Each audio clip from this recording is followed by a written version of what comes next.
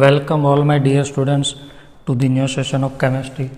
So in the previous session we were discussing about the isolation. Metallurgy में मैंने क्या बोला था? There are three main steps metallurgy के. From getting the ore from earth crust up to the isolation of pure metal, we have to pass the metal from the three different steps. First, मान लो मैंने आपको बोला था कि metal जब हमें मिलती है तो ऐसे कुछ होता है और प्लस इम्प्योरिटी. फर्स्ट स्टेप में हम कॉन्सेंट्रेशन का स्टेप करके ऑलमोस्ट इम्प्योरिटी को रिमूव कर देते हैं और ऐसी मेटल हमारे पास रहती है. फिर हम उसे ले जाते हैं आइसोलेशन के फर्स्ट स्टेप में ऑक्सीडेशन. ऑक्सीडेशन स्टेप में हम इसका ऑक्साइड में कन्वर्जन करते हैं. देन रिडक्शन में हम इसमें से ऑक्सीजन को निकाल के मेटल लेके आते हैं. अब ये मेटल में थोड़ी बहुत इम्प्योरिटी छोटी छोटी साथ में कुछ न कुछ तो रह गई होगी जो इस एक भी स्टेप में से नहीं निकल पाए. वो इम्प्योरिटी को अब हम मेटल में से निकालेंगे. That is the third and last step of metallurgy, that is purification. ये करते ही हमें प्योर मेटल मिल जाएगी. Purification and refining. So let us move towards third step, that is purification and refining. So third step of metallurgy is purification of refining or refining. Give the title. फिर लिखो, after passing the ore from isolation step, still some inert impurities are there. Still some inert impurities may be there. कुछ inert impurities like other metal, noble metal है, silver gold भी impurity के form में रहते हैं जो दूसरे कोई स्टेप में से नहीं निकल पाते क्योंकि वो किसी के साथ रिएक्ट ही नहीं करते तो उसे कोई निकाल ही नहीं पाया. So we have to pass the metal from this step. After passing from purification step we will get the 99.95% pure metal almost. There are 6 different method for purification. A. Distillation or liquefaction or electrolysis or zone refining or vapor phase refining or chromatography. Out of 6 we will use any one method, not all the method, depending upon which metal you are going to extract, which type of ore, which type of impurity, what is the boiling point of metal, melting point. उसके base पे हम ये जो method है वो use करेंगे. तो 6 methods के नाम लिख दो. फिर लिखो फर्स्ट वन इज़ डिस्टिलेशन. ये डिस्टिलेशन कहाँ यूज़ होता है लिखा, टाइटल दिया डिस्टिलेशन. लिखो this method is very very useful for metal having low boiling point. ऐसे लिखना, for metal having low boiling point like zinc and mercury. ये लिख दिया जिंक एंड मर्क्यूरी. ये इंपॉर्टेंट है जो मैं अंडरलाइन करवा रहा हूँ. आपको पूछ लिया जाए 4 ऑप्शन देके, for which of the following metal distillation is used, तो जिंक एंड मर्क्यूरी क्योंकि उसके बॉइलिंग पॉइंट कैसे है, लो. अब होता क्या है देखो, मान लो मेरे पास इसमें एक मेटल है जिंक जिसका मुझे डिस्टिलेशन करना है. ये जिंक मेटल है. कौन सी है, जिंक. बट उसके साथ थोड़ी थोड़ी ऐसे ये इम्प्योरिटीज़ है. अब देखिए मैं क्या करूँगा, डिस्टिलेशन की मेथड में क्या होता है पता है, एक इसका वेसल होता है ऐसे, फिर इसे ऐसे ऊपर ले जाया जाता है.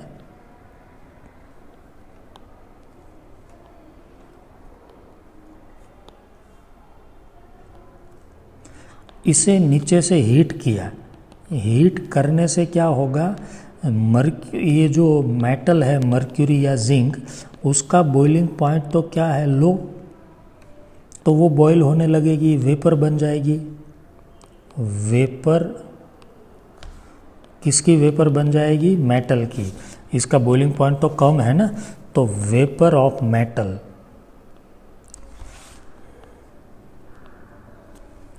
जिंक ये जो इम्प्योरिटी है उसकी वेपर नहीं बनेगी. इसीलिए तो मैंने बोला कि ये मेथड तभी यूज होगी जब मेटल का बॉइलिंग पॉइंट बहुत कम हो, इम्प्योरिटी का ज़्यादा हो. तो इसमें क्या होगा, on heating the impure metal the metal will get evaporated, will converted into vapour. आपको लिखना तो लिखना, the metal will be converted into vapour. impurity will not get converted into vapor. Now vapour तो ऊपर जाएगी, उसे हम ऐसे अलग कर लेंगे यहाँ से। वेपर का तो नेचर है ना कि आगे चलेगी। अब यहाँ पे आके प्योर जिंक मिल गया। अब इसका कूलिंग कर दो, इम्प्योरिटी यहीं पे रहेगी सॉलिड फॉर्म में। This process is called distillation. You know raining process is distillation. Raining में क्या होता है कि ये सी वाटर था, सी वाटर में क्या होता है, वाटर प्लस सॉल्ट, तो वाटर का बॉइलिंग पॉइंट कम होता है। तो वाटर का बॉइलिंग पॉइंट कम है, जैसे ही सनलाइट आई वाटर वेपर बन गई, और वेपर बन के आगे गए, आगे जाके यहाँ पे रेनिंग हो गया, और यहाँ पे मुझे प्योर वाटर मिला, और उसे ही हम क्या बोलते हैं, डिस्टिल्ड वाटर। इसे हम बोलते हैं distilled water because it is obtain by distillation process. Distillation का मतलब to obtain one component in form of vapour to it is separated from another component. आया समझ में, प्योर वाटर, तो ऐसे ही हमें प्योर मेटल मिल जाएगी। क्लियर ना। डिस्टिलेशन कब यूज होगा, तो खास याद रखना जिंक एंड मर्क्यूरी के लिए जिसके बॉइलिंग पॉइंट कम हो। Let us move toward second method that is liquation. Liquation method कब यूज होगा, तो जिसके मेल्टिंग पॉइंट कम हो, इसमें मेल्ट करना है, उसमें बॉइल करना था, जिसके मेल्टिंग पॉइंट कम हो। जनरली स्टेनस, एसएन आपको लिखना है तो लिख सकते हैं, टिन स्टेनस। इसमें क्या होता है पता है, ये देखिए एक ये इम्प्योर मेटल है, ये इम्प्योर मेटल है, इसमें थोड़ी थोड़ी इम्प्योरिटी है, एक स्लॉपिंग सरफेस है, नीचे यहाँ से हीट किया जाता है, हीटर। अब जैसे ही ये मेटल, ये पूरा स्लॉब जो है ना वो हॉट होता है। अब जैसे ही मेटल यहाँ से पास होगी, ये हीट होके मेल्ट हो जाएगी, मेल्ट होके किस में कन्वर्ट हो जाएगी, लिक्विड, और जल्दी से नीचे गिर जाएगी। और इम्प्योरिटी का मेल्टिंग पॉइंट ज़्यादा था तो वो सॉलिड फॉर्म में रह गई, वो नीचे नहीं गिरी और ये जल्दी चली गई, तो मेटल अलग हो गई। ये लिखा है देखिए, इन दिस मेथड,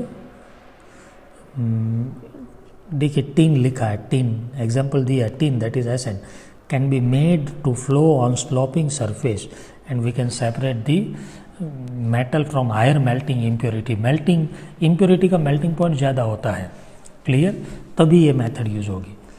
थर्ड है इलेक्ट्रोलाइटिक रिफाइनिंग। इसमें क्या होता है, इलेक्ट्रोलाइटिक रिफाइनिंग में मान लो मुझे इम्प्योर कॉपर का, ये कॉपर है, कॉपर, इसमें क्या है, इम्प्योरिटी है, ये सब इम्प्योरिटीज़ है, सिल्वर गोल्ड ये जो भी है, बट वो इम्प्योरिटी है। तो ये इम्प्योर, इसे मैंने बना दिया इम्प्योर मेटल है।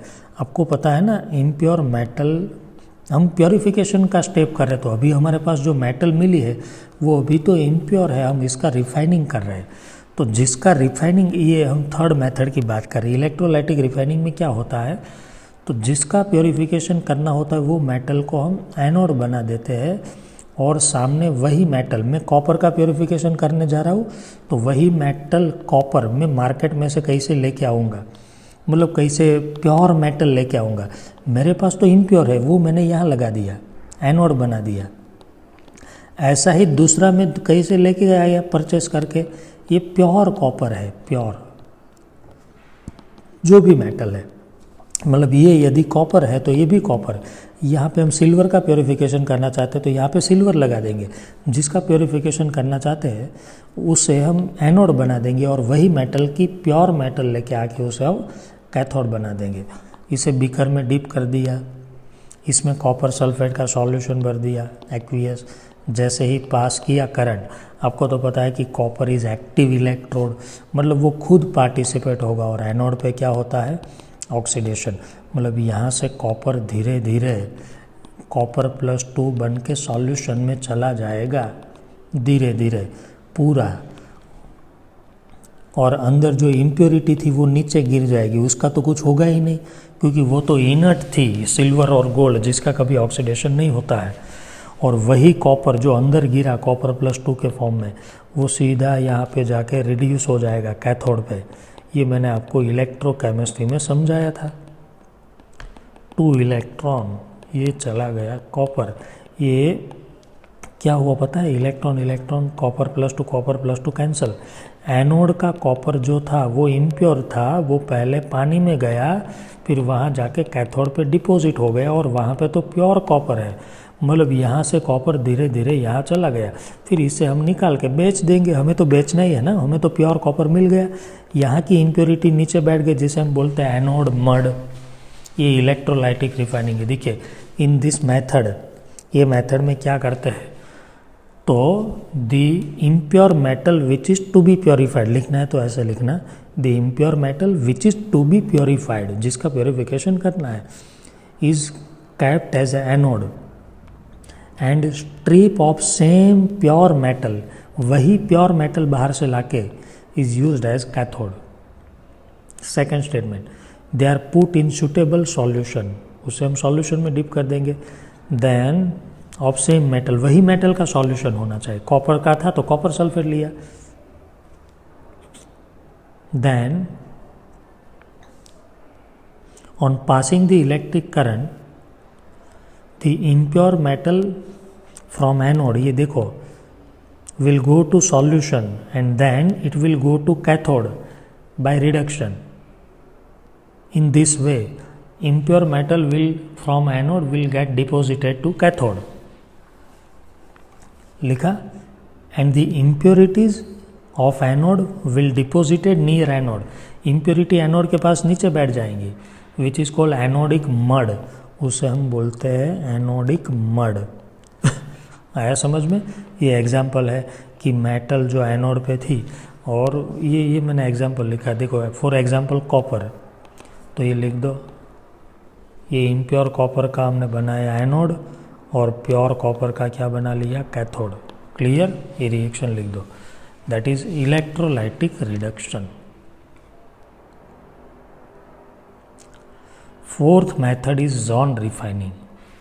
ये मेथड है ना, ये कौन से प्रिंसिपल पे काम करते, तो खास याद रखना, ये तभी काम आएगी जब impurities are more soluble in molten form, molten metal, than compare to solid state of metal. लिखिए, the principle of this method is impurities are more soluble in molten metal than solid metal. कुछ impurities ऐसी होती है जो molten metal में ज़्यादा soluble है। मान लो ये सॉलिड मेटल है और इसे ही यदि मैं मेल्ट कर दूं लिक्विड फॉर्म में, तो ये मोल्टन मेटल है, वही मेटल है, इसमें जो इम्प्योरिटीज़ है वो कम सॉल्युबल है। इसके अंदर जो इम्प्योरिटीज़ है, इम्प्योरिटीज़ आर लेस सॉल्युबल। कुछ इम्प्योरिटीज़ ऐसी होती है जो सॉलिड मेटल में कम डिजोल्व होती है, बट जैसे ही मैं वो मेटल को लिक्विड में कन्वर्ट कर दूं तो इम्प्योरिटी अच्छे से डिजोल्व हो जाएगी। Impurities are more soluble, impurity ज़्यादा सॉल्युबल है। कुछ मेटल ऐसी होती है जिसमें इम्प्योरिटीज मोल्टन स्टेट में ज़्यादा सॉल्युबल होती है। आया समझ में? इसका प्रिंसिपल। अब ये लोग क्या करते हैं पता है, मान लो मुझे सिलिकॉन का प्योरीफिकेशन करना है, किसका? सिलिकॉन का। ये सिलिकॉन है, इम्प्योर सिलिकॉन। क्या है ये? Impure silicon. अब इसमें ये ब्लैक कलर की थोड़ी थोड़ी थोड़ी इम्प्योरिटी है। ये क्या है? ब्लैक कलर की इम्प्योरिटी। यहाँ पे हीटर लगा हुआ है, यहाँ पे एक हीटर है, ये हीटर, ये भी हीटर है। हीटर ऐसा है, मोबाइल हीटर है जो मूव हो सकता है, मतलब अभी यहाँ है, वो थोड़ी देर के बाद में आप इसे यहाँ पे भी ले जा सकते हैं। अब जहाँ हीटर होगा, मान लो कि ये हीटर यहाँ पे है, तो इतना पोर्शन मेटल का क्या हो जाएगा? मेल्ट। आप समझ रहे क्या होता है? जहाँ हीटर है ना, हीटर, वो हीटर वाले पोर्शन की मेटल हीट होगी और वो मेटल ये मेल्ट हो गई। ये मेटल क्या हो गई? इतना पोर्शन क्या हो गया? मेल्ट। तो मोल्टन मेटल में तो इम्प्योरिटी ज़्यादा सॉल्युबल है, तो यहाँ की इम्प्योरिटी पूरी कंप्लीट डिसॉल्व हो गई। अब थोड़ी देर के बाद में क्या हुआ कि हीटर मैंने यहाँ पे रखा, हीटर यहाँ पे आया मेरा, तो ये पोर्शन क्या हो गया? मेल्ट। ये पोर्शन क्या हो गया? मेल्ट। तो यहाँ की इम्प्योरिटी जो है ना यहाँ की, वो भी दौड़ के यहाँ पहुँच गई क्योंकि ये जो मेटल थी, ये जो पोर्शन था वो कैसा था, सॉलिड। जहाँ हीटर नहीं होगा वो पोर्शन सॉलिड होगा, ये भी सॉलिड होगा। ये लिक्विड है, तो लिक्विड फॉर्म में, मोल्टन फॉर्म में इम्प्योरिटी ज़्यादा सॉल्युबल होती है। तो जैसे ही ये पोर्शन मेल्ट हुआ, इम्प्योरिटी दौड़ के यहाँ चली आई। फिर हीटर थोड़ी, मतलब ये पोर्शन साफ़ हो गया, ये पोर्शन क्लियर हो गया, यहाँ पे नो इम्प्योरिटी। फिर थोड़ी देर के बाद में हीटर यहाँ पहुँचा, तो सारी ये पोर्शन मेल्ट हो गया। इतना पोर्शन मोल्टन है, इसे हम बोलते हैं मोल्टन जोन। ये सॉलिड है, ये सॉलिड। आप बताओ इम्प्योरिटी कहाँ रहना पसंद करती है, मोल्टन जोन में। तो सारी इम्प्योरिटी यहाँ रह गई, बाकी पोर्शन क्लियर। अभी थोड़ी इम्प्योरिटी यहाँ पे है लेकिन पीछे नहीं है। हीटर को हम आगे आगे ले जाते हैं एक ही डायरेक्शन में कंटिन्यू। अब मेरा हीटर यहाँ पहुँच गया, तो सारी इम्प्योरिटी भी यहाँ पे पहुँच गई। अब ये पूरा प्योर सॉलिड है, प्योर मेटल। इसे कट करके मैंने फेंक दिया, तो मेरे हाथ में क्या आ गई, प्योर मेटल आ गई। That is John refining. इसे, ये मोल्टन जॉन था, ये मोल्टन जॉन था, इसलिए हमने जॉन नाम दे दिया, जॉन। इसमें क्या होता है देखिए कि अ सर्कुलर मोबाइल हीटर, जो मूव कर सके ऐसा हीटर, एक एंड पे फिक्स कर दिया। फिर road of impure metal at the end of road of impure metal, मतलब ये इम्प्योर मेटल के रोड के एक एंड पे। फिर next, a molten zone move along with heater. आप हीटर को मूव करेंगे तो मोल्टन जोन भी मूव होगा आगे आगे। As heater moves forward, the pure metal crystallises and melt, the impurities pass into the adjacent molten zone. जैसे जैसे हीटर आगे जाएगा, इम्प्योरिटी भी आगे जाएगी मोल्टन जोन में। आप अपनी लैंग्वेज में लिखवाता हूँ, ऐसे लिखिए कि as we move the heater, the molten zone also moves with heater.